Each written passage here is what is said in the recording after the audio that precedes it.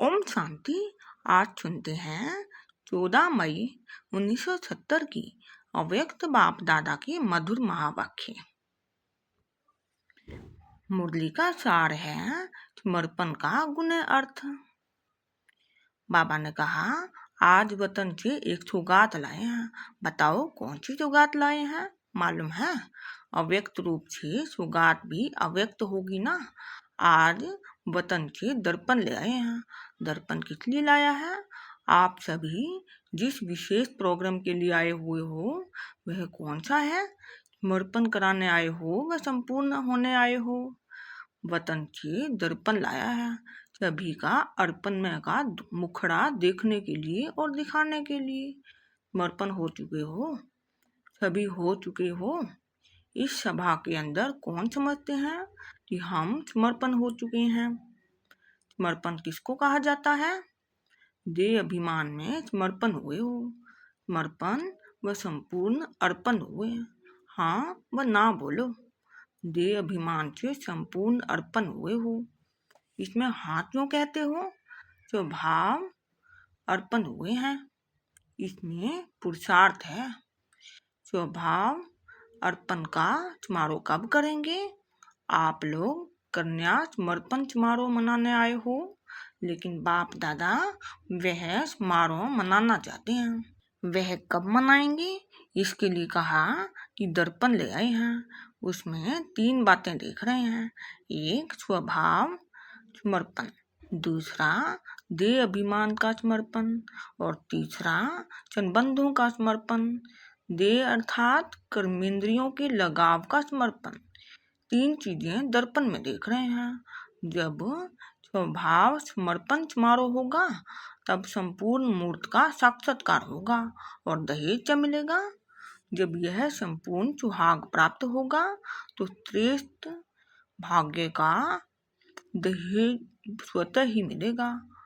अपने सुहाग को कायम रखने से भाग्य भी कायम रहता है। कहते हैं ना, सुहाग भाग्य। जो सदा सुहाग सदा भाग्य। जो जितने सुहागिन रहते हैं उतना ही श्रेष्ठ भाग्यवान बनते हैं। सुहाग की निशानी होती है बिंदी। बिंदी और बिंदी दोनों ही होती है। तो जो सदा सुहागिन है उनकी बिंदी रूप की स्मृति सदा कायम रहती है। अगर यह बिंदी रूप की स्थिति सदा साथ है तो वही सदा सुहागिन है। तो अपने सुहाग से भाग्य को देखो। जितना सुहाग उतना भाग्य। अविनाशी सुहाग तो अविनाशी भाग्य। सदा अपने सुहाग को कायम रखने के लिए 4 बातें याद रखनी है। कौन सी 4 बातें? 4 बातों में से कोई एक भी बात बताओ। जैसे थूल दहेज तैयार करके आए हो ना। बाबा ने कहा, वैसे इसका कौन से पुरुषार्थ का दहेज चाहिए? कौन सी 4 बातें हैं? एक तो सदैव जीवन का उद्देश्य सामने हो। दूसरा बाप दादा का आदेश। तीसरा संदेश। और चौथा स्वदेश अर्थात जीवन का उद्देश्य सामने होने से पुरुषार्थ तीव्र चलेगा। और बाप दादा के आदेश को स्मृति में रख कर के पुरुषार्थ करने से पुरुषार्थ में भी सफलता मिलती है। सभी को संदेश देना है, जिसको सर्विस कहा जाता है। और अब क्या करना? स्वदेश कि अब घर जाना है। अब वापस जाने का समय है। समय समीप आ पहुंचा है। इन 4 बातों में से कोई भी बात की कमी है तो उस कमी का नाम ही कमजोर पुरुषार्थी है। कभी कमी को भरने के लिए ये 4 बातें 4 शब्द सामने रखो। बाप दादा बच्चों को आज एक नया टाइटल दे रहे हैं, लॉ मेकर। वह लोग पीस मेकर टाइटल देते हैं, लेकिन आज बाप दादा सभी बच्चों को टाइटल देते हैं कि आप सभी लॉ मेकर हो। सतयुगी जो भी लॉ चलने वाले हैं उसे बनाने वाले आप हो। हम लॉ मेकर हैं। ये स्मृति में याद रखेंगे तो कोई भी कदम सोच समझ कर उठाएंगे। आप जो कदम उठाते हो वह मानो लॉ बन रहे हैं। जैसे जस्टिस व चीफ जस्टिस होते हैं, वह जो भी बात फाइनल करते हैं तो वह लॉ बन जाता है। तो यहाँ भी सभी जस्टिस बैठे हुए हैं, लॉ मेकर्स हो, इसलिए ऐसा कोई भी कार्य नहीं करना है। जब है ही लॉ मेकर, तो जो संकल्प आप करेंगे, जो कदम आप उठाएंगे, आपको देख सारा विश्व फॉलो करेगा। आप लोगों की प्रजा आप सभी को फॉलो करेगी। तो ऐसे अपने को समझकर फिर हर कर्म करो। इसमें भी नंबर होते हैं, लेकिन है तो सभी लॉ मेकर। बाबा ने कहा, आज बाप दादा इस सभा को देख हर्षित हो रहे थे। इतने लॉ मेकर इकट्ठे हुए हैं, एक ऐसा अपने को समझकर चलते हो। इतनी बड़ी जिम्मेवारी समझकर चलने की फिर छोटी छोटी बातें स्वतः ही खत्म हो जाती है। स्लोगन भी है, जो मैं करूँगा मुझे देख सभी करेंगे। यह स्लोगन सदैव याद रखेंगे, तब ही कार्य ठीक कर सकेंगे।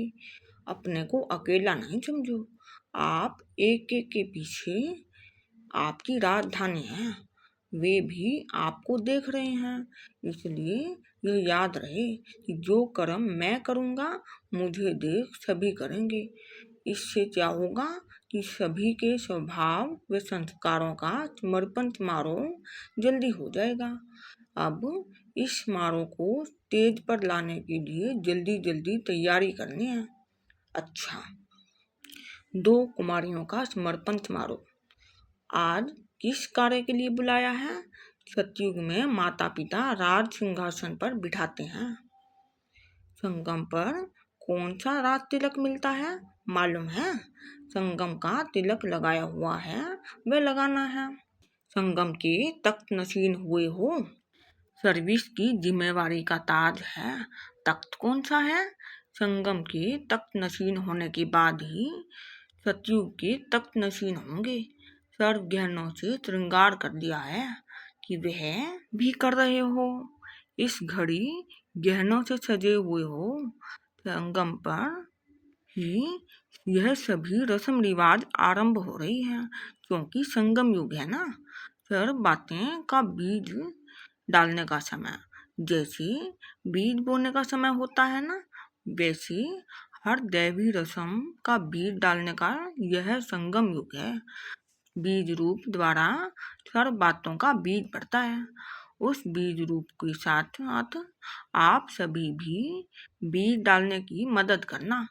आज के दिवस ऐसे ही साधारण फंक्शन नहीं हो रहा है, लेकिन सुनाया ना कि आप सभी लॉ मेकर्स हो। यह रीति रस्म का बीज डालने का दिवस है। इतना नशा है, इसकी सारी रस्म ब्राह्मणों द्वारा होती है। कितना बड़ा कार्य करने के निमित्त हो, विश्व को पलटने के।